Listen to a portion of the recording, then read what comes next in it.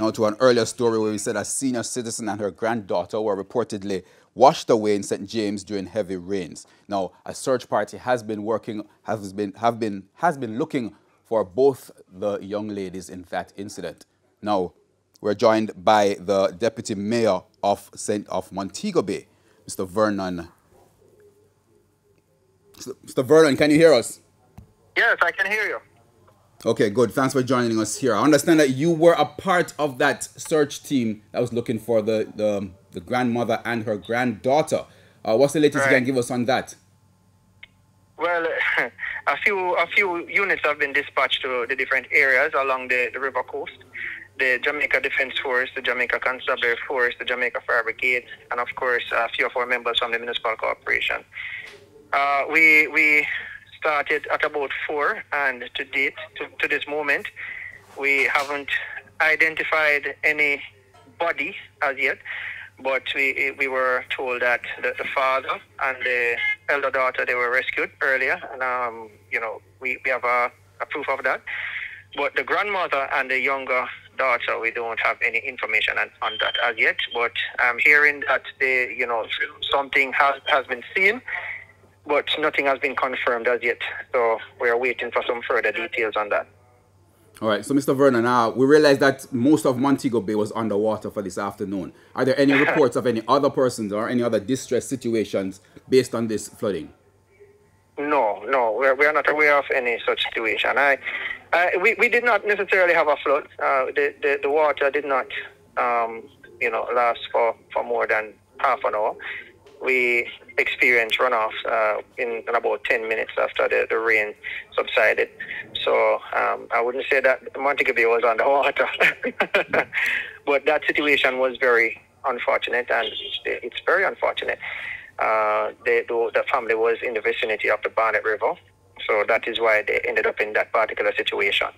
Okay, well, we did see some clips of a parking lot, a vehicle underwater in a parking lot there. But what's the Yes. situation now in Montego Bay, both in terms of you said the water has receded, but in Yes. terms of how are residents feeling about the situation? Well,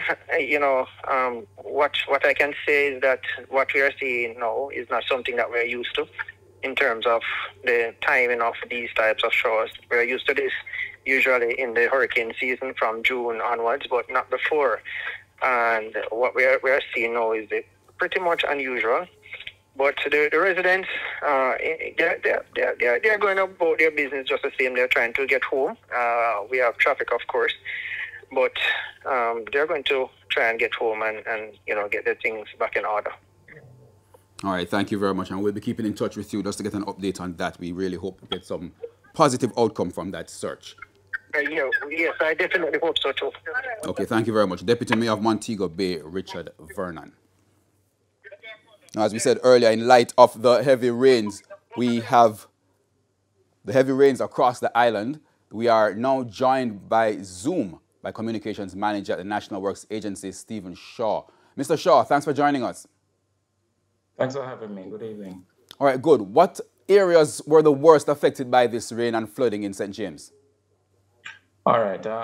By way of update, I can tell you where we are still having issues right now. Starting in the west, access to the town of Lucy is right now an issue. The river has overflowed. That's the Riley River. That bridge that takes you into the town from Montego Bay is impassable at this time. So persons traveling between Negril and Montego Bay will have a difficulty for the time being, because not only is the area flooded, there are a lot of debris on the road there as well. Over in Montego Bay, you would have heard from the deputy mayor just now, where we experienced some flooding in downtown Montego Bay. We also had some challenges on the road from Fairfield to Point in the Springmount area, where that corridor was reduced to single lane. I can also tell you that we are having flooding being experienced along Marcus Garvey Drive in the vicinity of Tinsipen at this time. So persons want to exercise some caution in going through there.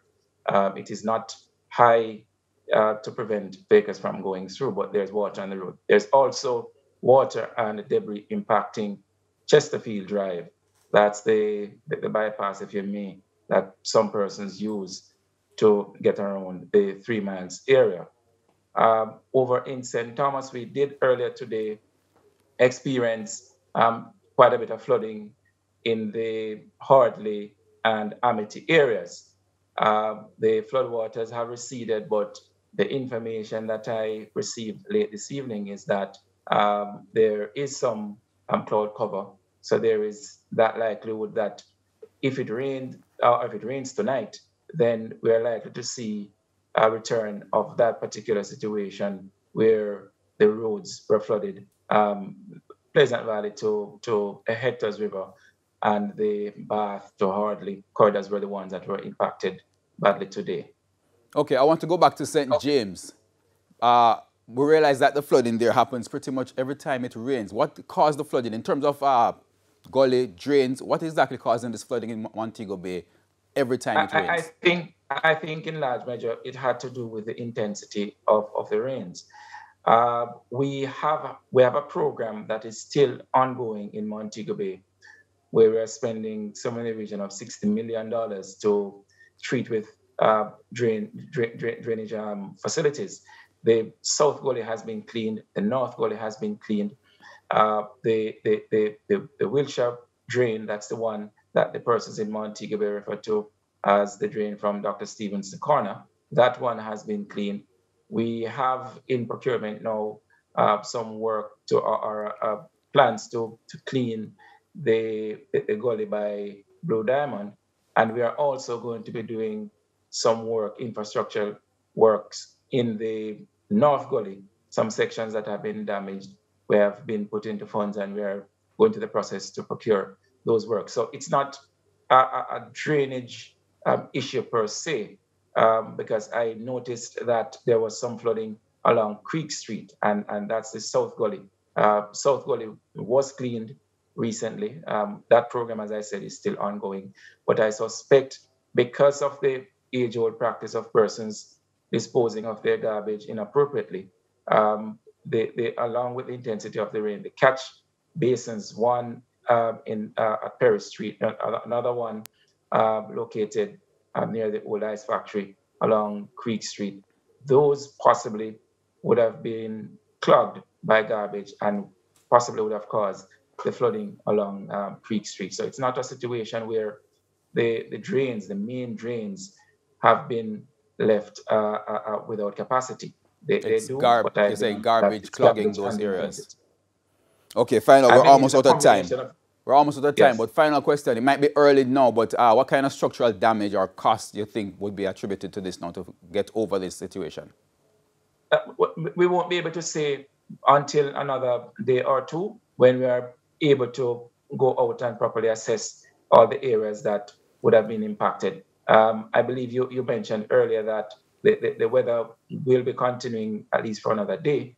And so we are hopeful that we will not see a return to some of these situations and that the infrastructure, certainly our bridges, retaining walls and so on, won't be damaged in a significant way. All right, thank you very much. And we'll keep in touch with you, Mr. Shaw, for the latest on all of this rain and inclement weather impact. Now, and our colleagues at the Gleaner have reported that the body of a child who was swept away by flood waters in Westgate, St. James, has been found.